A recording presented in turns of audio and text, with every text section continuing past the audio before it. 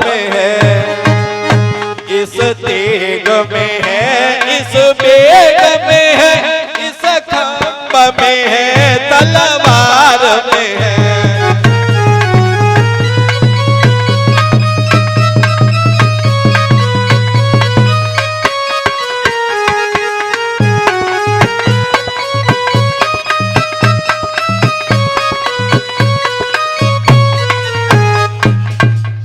प्रहलाद कहने लगे पिताजी, हम में है, तुम में है, सारे संसार में व्याप्त है और तलवार में भी है और खम्भ में भी है।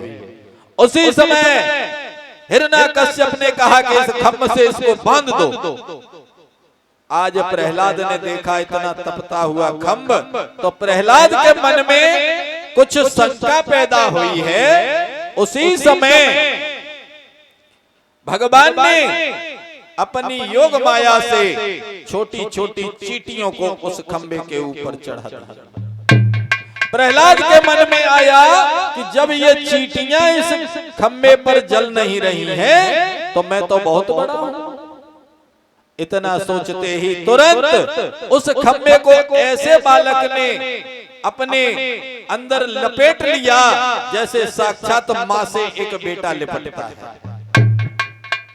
और जब बच्चे ने खम्बे को अपनी बाहों में लिया, उसी समय हिरण्याकश्यप ने खम्बे पर तलवार का प्रहार किया और जैसे ही खम्बे पर प्रहार किया, खम्बे से धड़ाम की आवाज हुई और उसी में से एक विचित्र आकृति, जिसका आधा धड़ सिंह का था और आधा धड़ मनुष्य का था, नरसिंह भगवान प्रकट हुए। बोलिए नरसिंह भगवान की जय। और जैसे ही नरसिंह भगवान प्रकट हुए और नरसिंह भगवान एकदम से क्रोध में थे, और क्रोध में थे होने के कारण उन्होंने जाकर के सीधा हिरण्याकश्यप को पकड़ लिया। और पकड़ने के बाद में भैया जो इस समय टाइम चल रहा है, इससे थोड़ा सा आगे का टाइम होगा। जैसे ही पकड़ करके और लेकर के गए हैं, मकान की देहरी पर रख लिया। और जब देहरी पर रख लिया तो उसी समय हिरण्याकश्यप कहने लगा, तुम कौन हो? मुझे छोड़ दो, तुम मुझे मार नहीं सकते, क्योंकि मैंने ब्रह्मा से वरदान प्राप्त किए हैं। हिरण्याकश्यप की बात सुनकर नरसिंह भगवान ने कहा कि बोल भैया, तूने कौन कौन से वरदान मांगे थे? उसने कहा कि पहला वरदान मांगा था मैंने कि मैं न दिन में मरूं न रात में मरूं। भगवान बोले तो जा टाइम पे कौन सा टाइम है? बोले शाम का समय। भगवान ने कहा पहला वरदान पूरा हुआ या नहीं हुआ? बोला कि हाँ पहला पूरा हो गया। दूसरा तूने क्या मांगा था? कि मैंने दूसरा वरदान मांगा था कि मैं न ऊपर मरूं न नीचे मरूं। भगवान ने अपने घुटनों पर रखा था। तो बोले कि भैया ये बता, अब तू ऊपर है या नीचे है? हिरण्याकश्यप कहने लगा कि महाराज न तो मैं ऊपर हूं और न नीचे हूं, आपके घुटनों पर हूं। भगवान कहने लगे ये भी वरदान पूरा हो गया तेरा। तीसरा वरदान क्या था? तीसरा वरदान था कि मैं न किसी अस्त्र से मरूं न शस्त्र से मरूं। भगवान ने कहा बोल मेरे पास कोई अस्त्र शस्त्र तो नहीं है। हिरण्याकश्यप कहने लगा अस्त्र शस्त्र तो नहीं है, लेकिन नाखून तो बहुत बड़े बड़े। भगवान ने कहा कि तेरा चौथा भी वरदान पूरा हुआ। अगला वरदान क्या था? अगला वरदान बोले कि अगला वरदान ये था कि मैं नर से न मरूं, पशु से न मरूं, न मुझे कोई मनुष्य मार पाए और न कोई पशु मार पाए। भगवान कहने लगे बता हम नर हैं या पशु हैं? ना आप नर हैं न पशु, आप तो खिचड़ी है खिचड़ी। चल तेरा ये भी वरदान पूरा हुआ। और कोई वरदान? बोले कि मैंने मांगा था कि 12 महीने में न मरे। तो भगवान ने उसी समय ये पुरुषोत्तम मास की रचना की थी। इसीलिए जितने भी दान पुण्य किए जाते हैं पुरुषोत्तम मास में सबसे ज्यादा किए जाते हैं। 13वां महीना तभी बनाया था। आज सारे वरदान पूरे करने के बाद में और एकदम से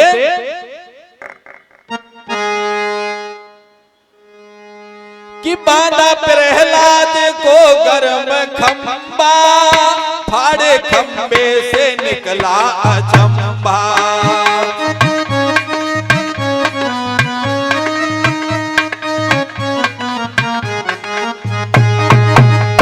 पूरे पर कर उसे मार डाला, पूरे पर कर उसे मार डाला। रूप नरसिंह था आधा आधा।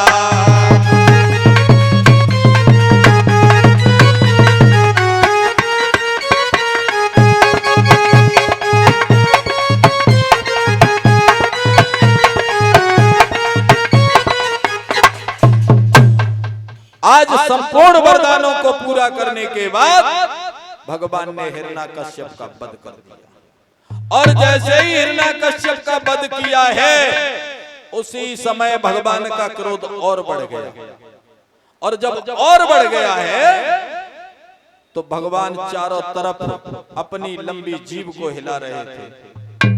जब जीभ को हिला रहे थे तो किसी देवता में हिम्मत नहीं पड़ी कि शांत करा लिया जाए।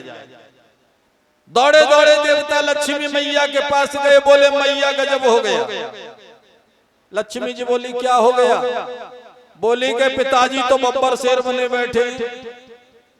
लक्ष्मी मैया जैसे ही आई और उन्होंने देखा तो एकदम से वो भी डर के मारे अलग हो गई। तब देव ऋषि नारद ने विचार किया कि अगर कोई माँ अत्यधिक क्रोध में हो तो बच्चे को उसके सामने कर दो, क्रोध शांत हो जाता। उसी समय आज नारद बाबा ने प्रहलाद को भगवान के सामने किया और प्रहलाद को जैसे ही उन्होंने जीभ से चाटना शुरू किया भगवान का क्रोध शांत हो गया। बोलिए गोविंद भगवान की। इसके आगे कल कथा होगी और एक भजन, उसके बाद में आरती। भजन बोलो राम शंकर।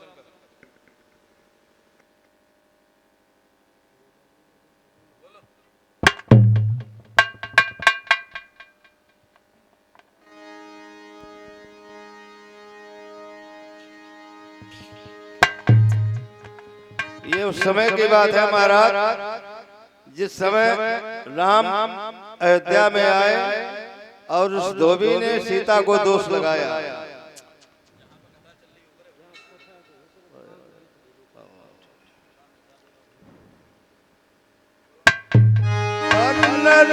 तज दे नीचे विचार मार तेरी जाए रही धोखे।